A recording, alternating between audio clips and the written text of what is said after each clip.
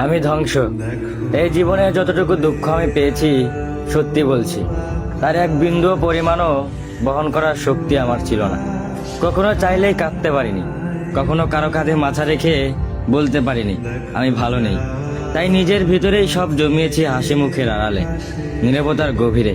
মানুষ ভাবে আমি শক্ত, আমি নির্লিপ্ত, আমি সব পারি, অথচ কেউ জানে না ভেতরে ভেতরে আমি কতবার ভেবেছি।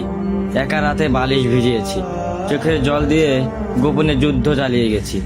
আমি নিজেকে এতবার জোড়া লাগিয়েছি যে এখন নিজের আসল রূপটাই ভুলে গেছি।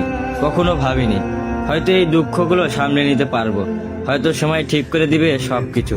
কিন্তু বাস্তবতা হলো আমি আয়ত্তের বাইরে দুঃখ ধারণ করতে করতে এখন নিজেই ধ্বংস হয়ে গেছি।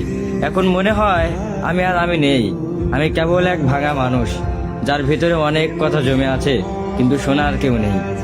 সবাই বলে খারাপ সময় সবসময় থাকে না, সময় ভালো হয়ে যাবে, কিন্তু কেউ বোঝে না সময় শুধু ক্ষত তৈরি করে, সেগুলো শুকায় না।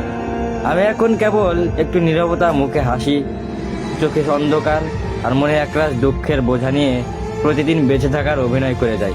আমি ধ্বংস হয়েছি, তবু মুখে বলি আমি ভালো আছি।